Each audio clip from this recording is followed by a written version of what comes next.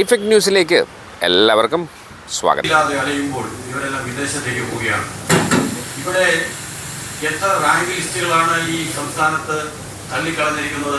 Rank holders, നമ്മുടെ ബഹുമാനരായ നമ്മുടെ പോലീസ് ഓഫീസേഴ്സിന്റെ റാങ്ക് ലിസ്റ്റ്, നേഴ്സുമാരുടെ റാങ്ക് ലിസ്റ്റ്, ഏത് റാങ്ക് ലിസ്റ്റാണ് കഴിഞ്ഞ ഒരു 10 വർഷം കൊണ്ട് തൊഴിൽ മേഖലയിൽ ഗവൺമെന്റിന് ഈ യുവതീ-യുവാക്കൾക്ക് തൊഴിൽ നൽകാൻ ഗവൺമെന്റ് കഴിഞ്ഞിട്ടുള്ളത്? പ്രിയപ്പെട്ടവരെ, നമുക്കറിയാം ഈ തൊഴിൽ നിയമങ്ങളെ കാറ്റിൽ പറത്തിക്കൊണ്ട് ഒരു അപ്രഖ്യാപിതമായ തൊഴിൽ ഇവിടെ സ്തംഭിപ്പിച്ചുകൊണ്ട് PSC നോക്കുകുത്തിയൊക്കെ ആക്കിക്കൊണ്ട് എംപ്ലോയ്മെന്റ് എക്സ്ചേഞ്ചിനെ നോക്കുകുത്തിയാക്കിക്കൊണ്ട് കഴിഞ്ഞ 10 വർഷക്കാലം ഇവിടെ യുവതീ-യുവാക്കൾക്ക് തൊഴിലില്ല. പിൻവാതിൽ നിയമം നടക്കുന്നു. ബഹുമാന്യരായ നമ്മുടെ ഹൈക്കോടതി, ബഹുമാനപ്പെട്ട ഹൈക്കോടതി ഉത്തരവിലൂടെ പറഞ്ഞിരിക്കുന്നു. നമ്മുടെ തൊഴിൽ മേഖല യുവതീ-യുവാക്കളുടെ പ്രശ്നങ്ങൾ ഹൈക്കോടതി പോലും ഇടപെട്ടിട്ട് ഇതുവരെ അതിനൊരു തീരുമാനം ഉണ്ടാക്കുവാൻ കഴിയാത്തൊരവസ്ഥ ഈ ഗവൺമെന്റ് നിലനിൽക്കുകയാണ്. തീർച്ചയായിട്ടും ഈ ഗവൺമെന്റ് വരുത്തിയിട്ടുള്ള അഴിമതികൾ നമുക്കറിയാം. ഒട്ടനവധി അഴിമതി. എന്താണ് അഴിമതി എന്ന് പറഞ്ഞാൽ, നിങ്ങളെല്ലാം എല്ലാ ദിവസങ്ങളും നിങ്ങളുടെ എല്ലാം പത്രത്തിലും നിങ്ങളുടെ എല്ലാ മീഡിയകളിലും നിങ്ങളുടെ അന്വേഷണ ബുദ്ധിയിൽ നിങ്ങൾ കൃത്യമായി എല്ലാ ദിവസവും കേരള ജനതയോടൊപ്പം ഈ രാജ്യത്തെ ജനങ്ങൾക്ക് നിങ്ങൾ അറിയിക്കുന്നുണ്ട്. ഈ ഗവൺമെന്റ് ബാങ്കുകളെ അടക്കം കരുവന്നൂർ ബാങ്ക് മുതൽ കേരളത്തിൽ ഏത് സഹകരണ മേഖലയാണ് നമുക്ക് നമ്മുടെ നിക്ഷേപകർക്ക് സമാധാനം ഉണ്ടോ? എത്ര നിക്ഷേപകർ ആത്മഹത്യ ചെയ്തു? അങ്ങനെ ബാങ്കുകളാണ്. പിന്നെ നമുക്കറിയാം, 1ാം പിണറായി ഗവൺമെന്റിന്റെ കാലത്ത് നടന്ന സംഭവം നമുക്കറിയാം. ആ ഗവൺമെന്റ് അച്ചടക്കമുള്ള ഗവൺമെന്റാണെന്ന് അവർ പറയുമ്പോഴും പ്രിയപ്പെട്ടവരെ ഓർക്കണം, PP കിറ്റും മാസ്കും അന്ന് നമ്മുടെ ജനം വളരെയധികം പ്രയാസപ്പെട്ട് നിൽക്കുന്ന സമയത്ത് ആ ജനങ്ങളിലേക്ക് എത്തിക്കേണ്ട PP കിറ്റും മാസ്കും അഴിമതി 51 കോടി രൂപ നിങ്ങൾ പഠനം നടത്തി നിങ്ങൾ പത്രത്തിലൂടെയും മാധ്യമങ്ങളിലൂടെയും നിങ്ങൾ പറഞ്ഞ അതേ റിപ്പോർട്ടാണ് ഇവിടെ ഞങ്ങൾ പറയുന്നത്. ആ കൃത്യമായ നിങ്ങളുടെ റിപ്പോർട്ടിനെ കൃത്യമായി വിലയിരുത്തിക്കൊണ്ടാണ് ഞങ്ങൾ പറയുന്നത്. അന്ന് PP കിറ്റും മാസ്കും ചെറിയ വിലയ്ക്കല്ല വാങ്ങിച്ചത്, വലിയ വിലയ്ക്ക് വാങ്ങിച്ചിട്ട് ചെറിയ വിലയ്ക്ക് വിറ്റു എന്നുള്ളതാണ്. ആ അഴിമതി നടന്നത് അങ്ങനെയാണ്. അപ്പോൾ അത്തരത്തിലുള്ള അഴിമതികൾ. പിന്നെ കിംഫിയുടെ കാര്യം പറയണ്ട. കിംഫി വടക്കാഞ്ചേരി ഫ്ലാറ്റ് നിർമ്മാണം കാര്യങ്ങളൊക്കെ നമുക്ക് നന്നായിട്ട് അറിയാം. കേരളത്തിൽ കിംഫി ഏറ്റെടുത്ത എല്ലാ പദ്ധതികളും പാതി വഴിക്കാണ്. കേരള സംസ്ഥാനത്ത് അത്തരത്തിലുള്ള കാര്യങ്ങൾ, സ്വജനപക്ഷപാതവും പിൻവാതി നിയമനവും കോടതിയിൽ ഇടപെട്ടു, PSC നോക്കുകുത്തിയാക്കി, എംപ്ലോയ്മെൻറ്റ് എക്സ്ചേഞ്ചുകൾ നോക്കുകുത്തിയാണ്.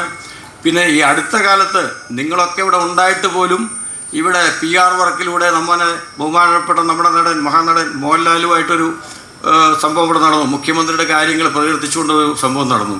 അത് PR വർക്കിലൂടെ നമുക്ക് കിട്ടിയ റിപ്പോർട്ട്, വിവരാവകാശത്തിലൂടെ കിട്ടിയ റിപ്പോർട്ട് നിങ്ങൾക്കറിയാം. 11,22 ലക്ഷം രൂപയാണ് ആ ഒരു ദിവസത്തെ പരിപാടി നടന്നതിന് അറിയുന്നത്. പിന്നെ SC/ST വിഭാഗങ്ങളുടെ കാര്യങ്ങളൊക്കെ അറിയാമല്ലോ. കഴിഞ്ഞ ഉമ്മൻചാണ്ടി ഗവൺമെൻറ്റിൻ്റെ കാലത്തുണ്ടായിരുന്ന അവർക്ക് കൊടുത്തുകൊണ്ടിരുന്ന ആ വിഭാഗങ്ങൾക്ക് കൊടുത്തുകൊണ്ടിരുന്ന സ്കോളർഷിപ്പ് അടക്കം പഠനത്തിനുള്ള സഹായങ്ങളടക്കം നമ്മുടെ സംസ്ഥാനത്ത് നിലച്ചിരിക്കുകയാണ്. അതിനെ കൈകാര്യം ചെയ്യുവാനും അതിനെ മുമ്പോട്ട് കൊണ്ടുപോകാനും നമുക്കിപ്പോൾ വ്യക്തമായി മന്ത്രി പോലുമില്ല. ആ മന്ത്രി അതിനകത്ത് ഇടപെടുന്നില്ല. അവരുടെ പ്രശ്നങ്ങൾ വളരെ വളരെ മോശമായ അവസ്ഥയിൽ പോയിക്കൊണ്ടിരിക്കുന്നു. പിന്നെ നമുക്ക് അറിയാവുന്നൊരു കാര്യം എന്ന് പറയുന്നത്, നമ്മുടെ സംസ്ഥാനത്ത് ഒരു കാർഷിക നയം വ്യക്തമായിട്ട് ഇപ്പോഴും ഇല്ല എന്നുള്ളതാണ്. നമുക്ക് നമ്മുടെ നെല്ല് കർഷകരുടെ അവസ്ഥ കഴിഞ്ഞ 10 വർഷമായിട്ട് അറിയാം. നമുക്കറിയാം ഏലം കർഷകരുടെ കാര്യങ്ങൾ അറിയാം, റബ്ബർ കർഷകരുടെ കാര്യങ്ങൾ അറിയാം. അപ്പോൾ അതും കുത്തഴിഞ്ഞ് പോയിക്കൊണ്ടിരിക്കുകയാണ്. പിന്നെ ഇവിടെ കേരളത്തിൽ ഒരു വ്യവസായ നയം, സൗഹൃദ വ്യവസായ നയം കേരളത്തിൽ നമുക്ക് ഇത്രയും നാൾ കൊട്ടിഘോഷിക്കപ്പെടുന്ന ഈ ആളുകളെല്ലാം പറയുമ്പോൾ, ഗവൺമെൻറ് പറയുമ്പോൾ, ഇടതുപക്ഷ സർക്കാർ പറയുമ്പോൾ വ്യക്തമായി നമുക്കൊരു വ്യവസായ നയം കേരള സംസ്ഥാനത്തിന് പറയാൻ നിങ്ങളൊക്കെ എപ്പോഴും ബഹുമാനായ പത്രപ്രവർത്തകർ ചോദിക്കുന്നുണ്ട്. ഗവൺമെന്റിന്റെ പല നിങ്ങൾ ചോദിക്കുന്നുണ്ട്, ഞങ്ങൾ കാണുന്നുണ്ട്. എന്താണ് കേരളത്തിലെ പുതിയ വ്യവസായ നയം? എന്താണ് സൗഹൃദം? എന്നിട്ട് എന്തുകൊണ്ടാണ് ഈ വ്യവസായങ്ങളുള്ളത് ഇത്തേച്ച് പോകുന്നത്? കേരളത്തിലെ എല്ലാ വ്യവസായങ്ങളും ഉത്തരേന്ത്യയിലേക്ക് പോവുകയാണ്. തീർച്ചയായും ആ വ്യവസായ നയത്തെ ശക്തമായി ആ കേരളത്തിൽ വ്യക്തമായ നല്ല വ്യവസായം നമുക്ക് ഉണ്ടാകണം.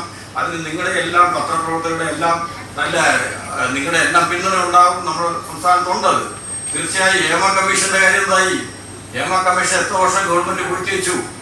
ഈ സിനിമാ മേഖല നമ്മുടെ ഏറ്റവും വലിയ വ്യവസായം, നല്ല വ്യവസായമായിരുന്ന സിനിമാ മേഖലയെ ആ കമ്മീഷന്റെ കൃത്യമായ വ്യക്തത ജനങ്ങളിലേക്ക് എത്തിക്കാത്തതുകൊണ്ടും അതിനകത്ത് വ്യക്തമായ നടപടികൾ സിനിമാ മേഖലയിൽ നടത്താത്തതുകൊണ്ടും ആ മേഖലയിലുള്ള നല്ല കലാകാരന്മാരും നല്ല വ്യവസായത്തിൽ പങ്കെടുക്കുന്ന ആളുകൾക്കും അത് ഒത്തിരിയേറെ ബുദ്ധിമുട്ടുകൾ ഉണ്ടാക്കി എന്നുള്ള യാഥാർത്ഥ്യം നിലനിൽക്കുകയാണ്. തീർച്ചയായും ഞങ്ങൾ നേതാജിയുടെ നേതൃത്വത്തിലുള്ള ഈ നേതാജി കോൺഗ്രസ് കേരളത്തിലെമ്പാടും അത് എങ്ങനെ നിൽക്കുന്ന ആളുകൾക്ക് വേണ്ടിയാണ് നേതാജിയുടെ ആദർശം കാത്തു സൂക്ഷിക്കുന്ന ആ ജനതയ്ക്ക് തീർച്ചയായും അവർ കാലിടുന്നവർക്ക് ഒരു കൈത്താങ്ങായിട്ടും നിരാലംബരായിട്ടുള്ള ആളുകൾക്ക് ആലംബരായിട്ടും ഈ പ്രസ്ഥാനം ഉണ്ടാകും എന്ന് നിങ്ങളെ ബഹുമാനരായ മാധ്യമപ്രവർത്തകരെ അറിയിക്കുകയാണ്. തീർച്ചയായിട്ടും കേരള സംസ്ഥാനത്ത് ഈ നടക്കുന്ന തെരഞ്ഞെടുപ്പ് ഇത് അഴിമതി, സ്വജന പക്ഷപാതം, തൊഴിലില്ലായ്മ, വിലക്കയറ്റം അടക്കമുള്ള കേരളത്തിലെ ജനങ്ങൾ അനുഭവിക്കുന്ന വലിയ പ്രശ്നങ്ങൾ, ഈ പ്രശ്നങ്ങളിൽ നിന്നുകൊണ്ട് ഈ ഗവൺമെന്റിന് മുന്നോട്ട് പോകാൻ കഴിഞ്ഞിട്ടില്ല. നമ്മുടെ തൊഴിലാളികൾക്ക് കൃത്യമായി കഴിഞ്ഞ വർഷങ്ങളിൽ കൊടുക്കേണ്ടുന്ന ക്ഷേമനിധികളിൽ ഇപ്പോൾ ഈ അടുത്ത നാളുകളിൽ 1, 2, 3 ഗഡുകൾ ഇലക്ഷനോടനുബന്ധിച്ച് മുന്നോടിയായി കൊടുക്കുന്നു. പക്ഷേ അത് അവരുടെ അവകാശം എന്ന് പറയുന്നത് കാലാകാലങ്ങളിൽ വിഷമം അനുഭവിക്കുന്ന തൊഴിലാളി വിഭാഗങ്ങളുടെ കുടുംബങ്ങളിൽ, അതുപോലെ തന്നെ നമ്മുടെ വിധവകൾ, അതുപോലെ തന്നെ മറ്റ് പെൻഷനുകൾ, ഒട്ടനവധി സാമൂഹിക പെൻഷനുകൾ നമ്മുടെ സമൂഹത്തിൽ കൊടുത്തു തീർക്കേണ്ടത് ഗവൺമെന്റ് ഒരു ഉത്തരവാദിത്തം അതിനകത്തൊന്നും കാണിച്ചിട്ടില്ല. തീർച്ചയായും ഈ വിഷയങ്ങളെല്ലാം തന്നെയാണ് നമ്മുടെ നിലവിൽ നമ്മുടെ സാമൂഹിക വ്യവസ്ഥയിൽ നമുക്കൊക്കെ മുമ്പോട്ട് പോകാൻ കഴിയാത്തൊരവസ്ഥ. തീർച്ചയായും അതിനെതിരെ ഒരു 3 വർഷമായി, ഏതാണ്ട് 3 വർഷക്കാലത്തോളമായി ഞങ്ങളുടെ മേഖലകളിൽ, ഞങ്ങൾ ഇടപെടുന്ന മേഖലകളിൽ വലിയ പ്രക്ഷോഭങ്ങൾ നടത്താൻ കഴിഞ്ഞില്ലെങ്കിലും നമുക്കറിയാം നേഴ്സുമാരുടെ സമരത്തിൽ, പോലീസ് കുറേ സമരങ്ങൾ, ആശാവർക്കന്മാരൊക്കെ സമരത്തിൽ നമ്മുടെ പാർട്ടി അതുപോലെ തന്നെ ആ ഘടകങ്ങൾ കൃത്യമായി അവർ പിന്തുണ കൊടുത്തിട്ടുണ്ട്.